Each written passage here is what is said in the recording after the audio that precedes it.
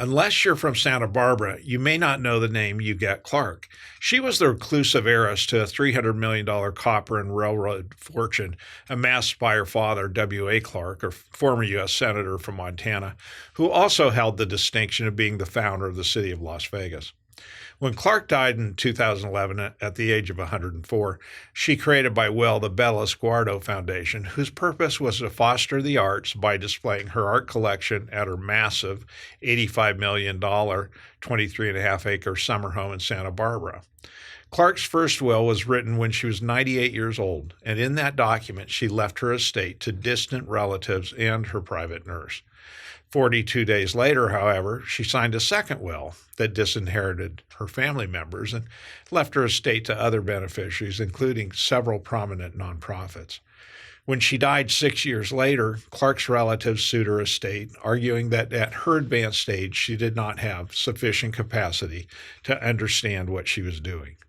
If she'd been completely competent, they said, she would have videotaped her signing of the will in front of her attorneys and doctors, and her medical professionals would have attested to her mental state. Incidentally, the scenario Clark's relatives suggested of videotaping a wealthy person's competence in front of a panel of doctors and lawyers was brilliantly described in John Grisham's novel, The Testament, a book I highly recommend.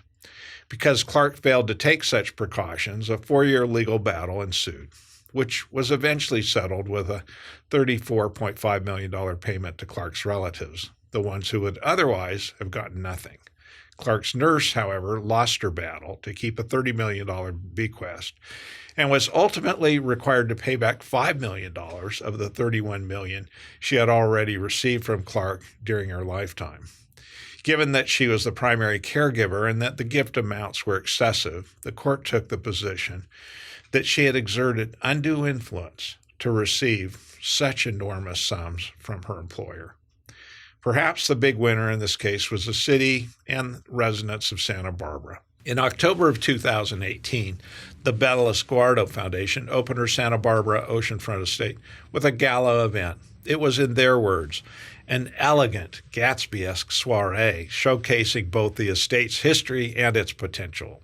Santa Barbara has indeed been blessed with the gift of this historic 24-acre oceanfront property.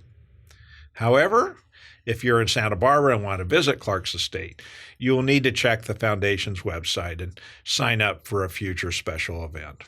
A board of directors was established whose mission it is to restore and preserve the property. But deferred maintenance and a lack of cash reserves may limit the public's access. So far, the house has been open for tours twice in the past 3 months. Before you go, please let me know if you'd like to receive a free copy of my book, The Wolf at the Door. Just send your address and an email to me at hackard@hackardlaw.com, and I'll be glad to put one in the mail. I'm Mike Hackard from Hackard Law. Thanks for watching.